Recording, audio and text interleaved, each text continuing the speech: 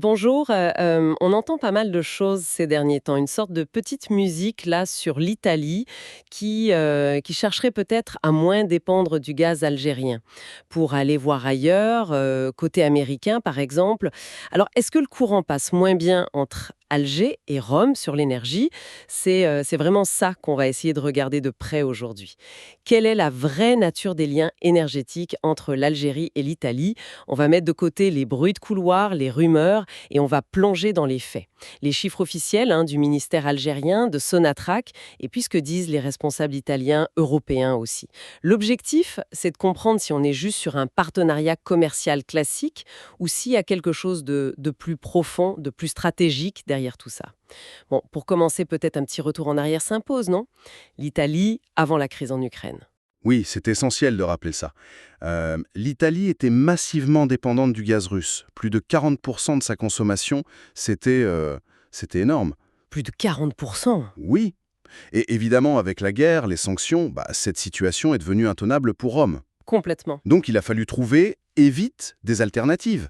Et pas n'importe lesquelles, hein. Il fallait que ce soit fiable, si possible proche géographiquement, et puis surtout, sûr politiquement. Logique. Et c'est là, dans ce contexte très précis, que l'Algérie est apparue, pas juste comme une option, mais vraiment comme la solution. Une solution évidente, centrale. Partenaire stratégique incontournable. C'est Giorgia Meloni, elle-même la première ministre italienne, qui a utilisé ces mots. On peut difficilement être plus clair quand même. C'est exactement ça. Et ce ne sont pas que des mots, hein. Ça se voit concrètement dans leur stratégie, notamment le fameux plan Mattei. Ah oui, le plan Mattei, qu'est-ce que c'est exactement ce plan Play? Eh bien, c'est un plan énergétique italien très ambitieux. L'idée, c'est de faire du sud de l'Italie une sorte de hub énergétique majeur pour l'Europe.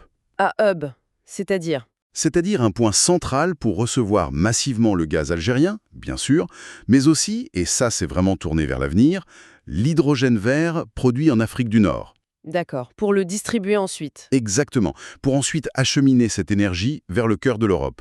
L'Allemagne, l'Autriche sont souvent cités. Hmm. Donc l'Italie ne voit pas l'Algérie juste comme un simple fournisseur pour elle-même.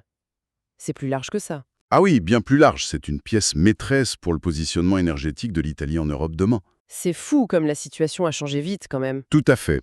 Ce qui est assez remarquable, c'est la rapidité de cette reconfiguration géopolitique énergétique. La crise ukrainienne a vraiment été un accélérateur. Et hop, l'Algérie se retrouve projetée au centre, non seulement de la stratégie italienne, mais d'une bonne partie de la sécurité énergétique européenne. Franchement, qui aurait parié là-dessus avec autant de force il y a quelques années? C'est vrai.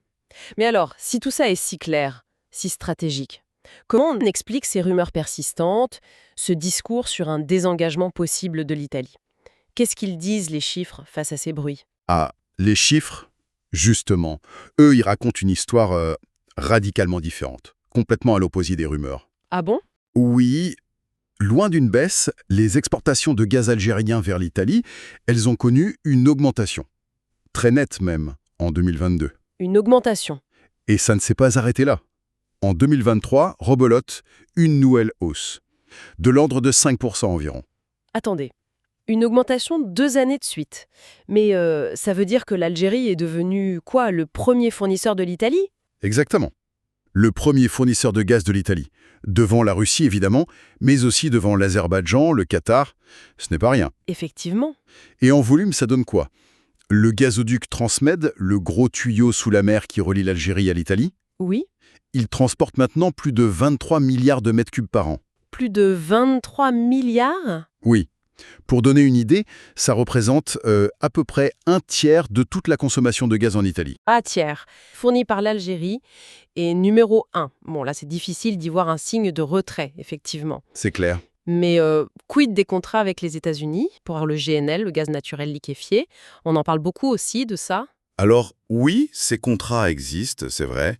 L'Italie, comme d'autres en Europe, a signé pour importer du GNL américain. Rappelons que le GNL, c'est du gaz qu'on refroidit très fort pour le transporter par bateau. Mhm. Mais l'objectif affiché par l'Italie, ce n'est pas de remplacer le gaz algérien par du GNL américain. Pas du tout. C'est plutôt une logique de diversification, alors? Ne pas mettre tous ses œufs dans le même panier, si on veut? C'est exactement ça. Il faut voir les choses de manière un peu plus large. La capacité de production de l'Algérie, c'est autour de 100-110 milliards de mètres cubes par an. C'est beaucoup. Oui. Mais ça ne suffit pas. Et de loin, a compensé la chute énorme des livraisons russes vers l'Europe, qui était historiquement bien au-delà des 600 milliards par an. Aucun pays ne peut combler ce trou tout seul. D'accord. Donc mathématiquement, l'Europe et l'Italie en particulier sont obligées de diversifier. C'est une nécessité absolue. Donc, aller chercher des volumes en plus sur le marché mondial du GNL, notamment américain, c'est logique pour l'Italie. C'est prudent. Mais ça ne remet pas en cause le rôle de l'Algérie. Non, pour Rome, Alger reste le fournisseur le plus proche. Ça compte pour les coûts, la sécurité. Le moins cher aussi, souvent, dans le cadre des contrats long terme. Et puis, perçu comme le plus fiable politiquement sur la durée. Le GNL américain, c'est une sorte d'assurance en plus, quoi. Voilà, c'est une bonne image.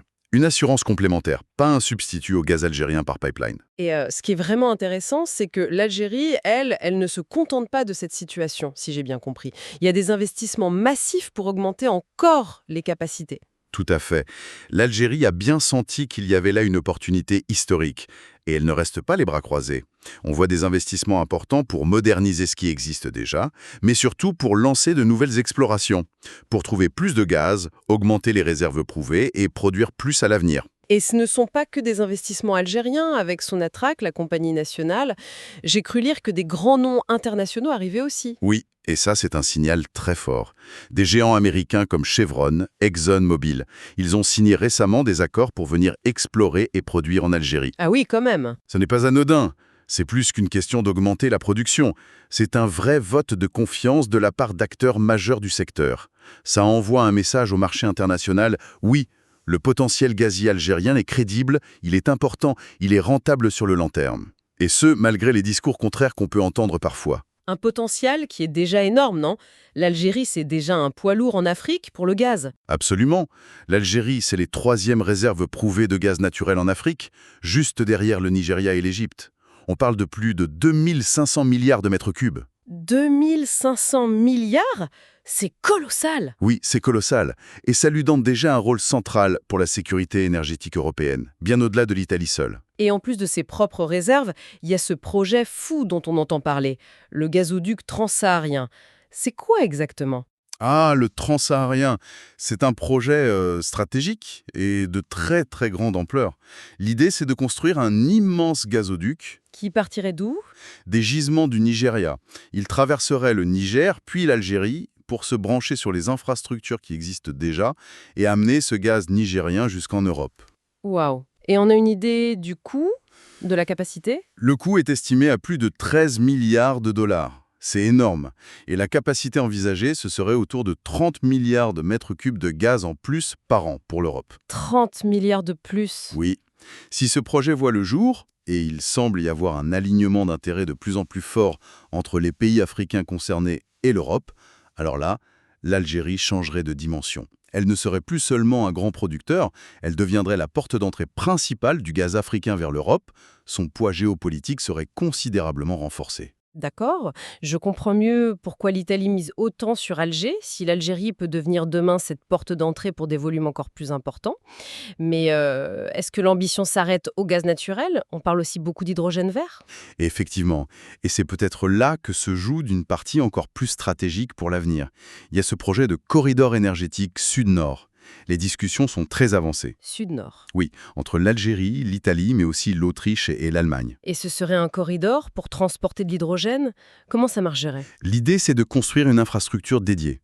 Peut-être en utilisant une partie des gazoducs existants qu'on reconvertirait, et en construisant du neuf aussi, sur plus de 3300 km. 3300 km. Pour relier quoi à quoi? Pour relier directement le Sahara algérien, où le potentiel en soleil et en vent est juste gigantesque, au cœur industriel de l'Europe, en Bavière par exemple. Et le but, c'est de transporter de l'hydrogène vert. Vert, c'est-à-dire produit avec des énergies renouvelables? Exactement, produit par électrolyse de l'eau, en utilisant l'énergie solaire ou éolienne du désert. Donc l'Algérie se positionne sur l'énergie d'aujourd'hui, le gaz, mais aussi sur celle de demain, l'hydrogène renouvelable. C'est malin. C'est toute l'intelligence de la démarche, oui. Ce projet hydrogène est absolument fondamental. Pourquoi? Parce qu'il ancre l'Algérie dans la transition énergétique européenne. Il l'aligne parfaitement avec la stratégie de décarbonation de l'UE. En misant là-dessus, Alger s'assure de rester un partenaire énergétique majeur pour l'Europe. Pas juste pour 10 ans, mais potentiellement pour les décennies à venir. Et l'Italie, avec son plan Mattei, serait le pont naturel pour cet hydrogène.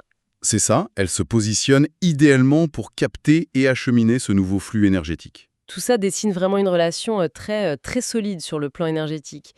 Et économiquement, l'Algérie a les moyens de ses ambitions, Hmm. les reins assez solides pour porter tout ça. Si on regarde les indicateurs économiques récents, ils sont plutôt bons, très bons même. Grâce à la hausse des prix de l'énergie, les revenus pétroliers et gaziers de l'Algérie ont dépassé les 60 milliards de dollars en 2022. 60 milliards. Oui. Et ça a permis de regonfler très sérieusement les réserves de change du pays. On parle de plus de 70 milliards de dollars en 2023. Ce qui donne de la marge pour investir, j'imagine. Indéniablement.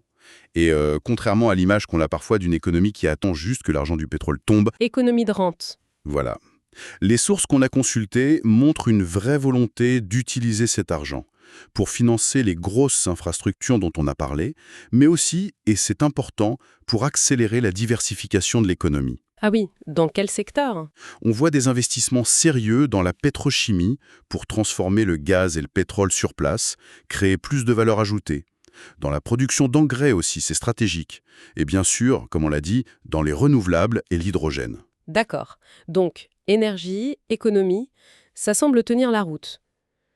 Mais il y a une autre dimension qu'il ne faut pas oublier dans cette relation Alger-Rome, c'est le politique, le sécuritaire. Vous avez tout à fait raison. C'est une dimension absolument cruciale. Et souvent, on la sous-estime un peu dans les analyses purement énergétiques. La relation entre l'Algérie et l'Italie n'est pas nouvelle. Ça fait plus de 60 ans qu'elle dure, elle est profonde. Elle dépasse largement le commerce. Il y a une coopération étroite sur des sujets sensibles. Très étroite. Et jugée vitale des deux côtés de la Méditerranée. On parle de quoi, concrètement? Hmm. Lutte contre le terrorisme au Sahel, en Méditerranée. Gestion hyper complexe des flux migratoires irréguliers. Lutte contre la criminalité organisée, les trafics. D'accord. Sur tous ces dossiers, la coopération entre les services algériens et italiens est intense, elle est régulière. Et cette interdépendance sécuritaire, elle est tellement forte que l'idée que Rome affaiblisse délibérément ses liens avec Alger, ça paraît assez peu crédible en fait. L'Algérie vue comme un pilier de stabilité dans la région? Exactement. Une pierre angulaire, c'est souvent le terme utilisé pour la stabilité en Afrique du Nord et en Méditerranée occidentale. Pas seulement par l'Italie d'ailleurs, mais aussi par d'autres capitales européennes. Ok. Alors, si on résume, les chiffres sont bons, les projets sont énormes et tournés vers l'avenir, l'économie algérienne semble solide et le lien sécuritaire est crucial.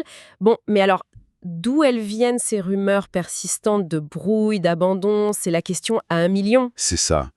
Une des analyses qu'on a trouvées dans nos sources suggère que ça pourrait être une forme de désinformation, voire de guerre de propagande pour essayer de fragiliser l'image de l'Algérie, de semer le doute sur sa fiabilité. Une guerre de propagande. Et cette source désigne quelqu'un, une origine possible? Oui, l'analyse de cette source pointe assez directement un acteur régional, le Maroc. Ah, Elle fait un lien entre ces rumeurs et une décision algérienne de fin 2021. L'Algérie avait décidé de ne pas renouveler le contrat du gazoduc Maghreb-Europe, celui qui passait par le Maroc pour aller en Espagne. oui, je me souviens de ça. C'était sur fond de tension forte entre Alger et Rabat. Exactement. Alors, attention, il faut être clair, là on rapporte l'analyse d'une de nos sources. On ne la valide pas nous-mêmes, on ne l'invalide pas non plus, on expose ce point de vue. C'est bien noté. Mais bon, quelle que soit l'origine de ces rumeurs, l'Algérie, elle a quand même les moyens de faire face, non? Elle n'est pas pieds et poings liés à un seul client ou à un seul tuyau. Ah non, absolument pas, et ça c'est un point essentiel. L'Algérie a toute une palette d'options pour exporter son gaz. C'est-à-dire? Il y a le Transmed vers l'Italie, on en a parlé. Il y a aussi le Medgaz qui va directement en Espagne, sous la mer, sans passer par le Maroc. D'accord. Et surtout, il ne faut pas oublier les grosses installations pour liquéfier le gaz, à Arzève, à Skikda. Ces usines lui permettent de charger du GNL sur des bateaux et de l'envoyer où elle veut dans le monde, en Europe, en Asie, là où c'est le plus intéressant pour elle, selon ses choix stratégiques. Donc une flexibilité assez énorme en fait. Une flexibilité et une résilience très importantes, oui. Donc, pour résumer la situation aujourd'hui, l'Algérie est objectivement en position de force. Elle a une ressource naturelle devenue hyper stratégique pour l'Europe. Elle peut gérer ses exportations comme elle l'entend. Toute nouvelle production qu'elle mettrait sur le marché trouverait preneur en Europe, c'est quasi certain. Et ces grands projets d'avenir? Ils s'intéressent beaucoup à l'international, voire ils sont soutenus parce qu'ils servent aussi, à terme, les intérêts énergétiques européens, que ce soit le transsaharien ou le corridor hydrogène.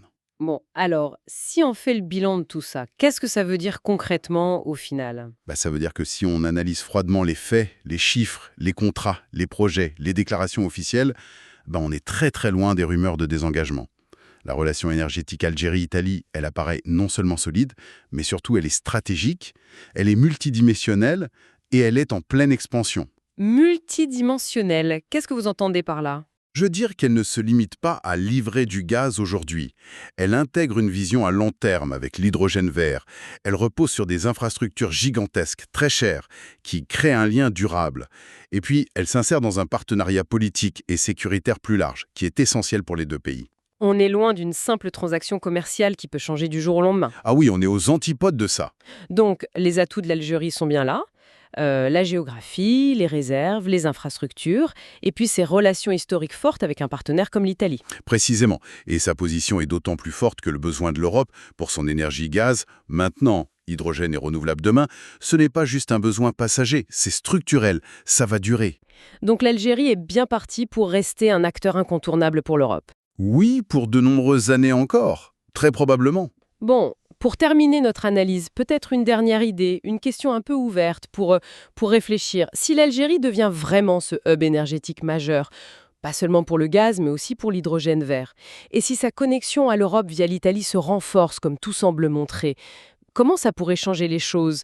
Quelles conséquences à plus long terme sur les équilibres économiques, géopolitiques en Méditerranée, et même plus largement sur les relations entre l'Europe et l'Afrique? Voilà, ça laisse matière à réflexion, je pense.